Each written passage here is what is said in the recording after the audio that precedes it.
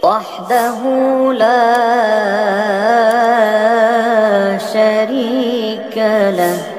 Baik untuk mengenali nasab Nabi Muhammad SAW atau memahami kehormatan nasab secara umum. Memahami kehormatan nasab secara umum. Karena nasab ini marwah seseorang. Menodai marwah seseorang dosa besar. Kata baginda Rasulullah SAW, dua perkara yang boleh menyebabkan kekufuran, yakni dosanya itu hampir kepada dosa kufur. Yang pertama, at-ta'nu fil nasab, menikam nasab orang. Menikam nasab orang, menafikan nasab orang. Kamu bukan anak ayah kamu, contohnya begitu. Ada dosa besar ya. Kamu bukan keturunan daripada kabilah kamu. Sama, itu dosa besar itu. Seperti mana juga tidak boleh seseorang itu mengaku-ngaku kepada bukan nasab bapaknya. Seperti mana orang lain tidak boleh menikam nasab orang, orang itu sendiri tak boleh menisbahkan nasab kepada bukan bapaknya sendiri. La'anallahu man intasaba ila ghairi abi. Allah melaknat orang kalau menasabkan kepada bukan bapaknya. Menasabkan bapak angkatnya, tak boleh. Macam mana? Nasab itu tidak boleh hanya sabit dengan DNA. Disebabkan oleh kerana ada kalanya DNA seorang itu sama, tapi tak boleh dinasabkan kepada tuan empunya DNA. Anak zina. Kalau dia daripada DNA-nya sama, anak dengan bapaknya. Tapi dalam Islam boleh ke anak zina dinasabkan kepada bapaknya? Tidak boleh. Apa sebabnya? Sebab sabitnya nasab itu bukan dengan DNA. Yang pertama sekali adalah dengan pernikahan yang sah. Itu baru sabit nasab. Di zaman Nabi Muhammad SAW ada seorang keluarga kahwin. Si perempuan ini sebelum kahwin dengan lelaki ini pernah berkahwin dengan lelaki yang lain. Sampailah pada satu hari si perempuan ini kahwin dengan lelaki yang baru, dan tak lama daripada perkawinan itu melahirkan anak, didapati anaknya mirip suami yang pertama. Mirip suami yang pertama. Maka diakui, ya Rasulullah, ini anak-anak saya.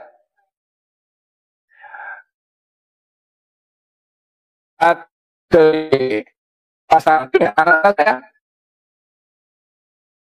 Kan mengatakan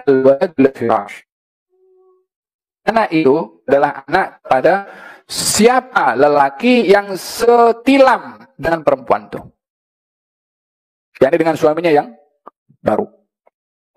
Di sini untuk menutup hal-hal buruk berlaku dengan setiap orang boleh mengaku kepada sesiapa saja kalau itu anaknya setelah perempuan itu kawin dengan lelaki yang lainnya. Di zaman Nabi SAW, seorang bernama Zaid bin Harithah kahwin, ada anak namanya Usama bin Zaid. Bezanya Usama kulitnya hitam, Zaid kulitnya putih. Macam mana nih? Ada salah satu cara mensabitkan nasab itu, mensabitkan nasab, namanya al-qiyafah. Qiyafah ini sejenis DNA, tapi kalau DNA sekarang diambil bahagian daripada si anak dan si ayah dan diletakkan dalam laboratorium untuk disamakan atau disesuaikan. Adakah ada kaitan atau tidak? Kalau dahulu ada orang yang ada kepakaran khusus, ahli dalam ilmu qiyafah. Jadi waktu itu Zaid dengan anaknya disuruh berbaring dan ditutup macam dengan kain, tak nampak orangnya, nampak kakinya saja. Maka orang yang ahli qiyafah mengatakan, ini kaki ini adalah satu dengan yang lain, asal usulnya sama. Oh, nampak saja kaki boleh sabitkan ini satu dengan yang lain daripada keturunan yang sama. Barulah Nabi gembira. Ini yang dijadikan oleh sebahagian ulama sebagai dalil untuk membuktikan, untuk DNA menjadi dasar dalam pensabitan nasab. Namun bagi ahli fiqh tidak dijadikan DNA ini sebagai satu-satunya dalil independen untuk mensabitkan nasab. Mesti dibantu dengan bukti-bukti yang lain. Dan tidak dijadikan sebagai satu-satunya dalil kecuali dalam situasi yang sangat sukar untuk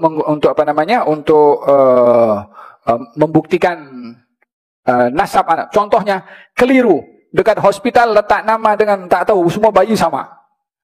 Yang mana satu anak saya gitu kan.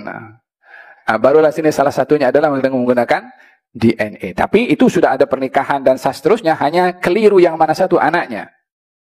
Ya kan, kadang-kadang berlaku seperti ini. Cucu Nabi bisa dideteksi betul atau tidak dia itu cucu Nabi dengan dua hal. Pertama dengan catatan nasab. Ada yang cara kedua. Cara kedua adalah dengan tes DNA. Itu bukan keahlian saya, tapi ada Badan Riset Inovasi Nasional di Indonesia ini yang bisa memeriksa darah seseorang, ingus seseorang, ludah seseorang, rambut seseorang yang mengaku sebagai keturunan dari baginda Nabi besar Muhammad Sallallahu Alaihi Wasallam, kemudian diperiksa di lab. Setelah diperiksa akan ketahuan betul tidak dia sebagai keturunan Nabi. Ada nggak haplo dia sama dengan haplonya Nabi? Haplonya Nabi J1. Coba darah kamu terperiksa. Ternyata setelah diperiksa hasilnya haplonya bukan J1 tapi haplonya G. Naon eta haplo G? Eta haplo lain turunan Nabi.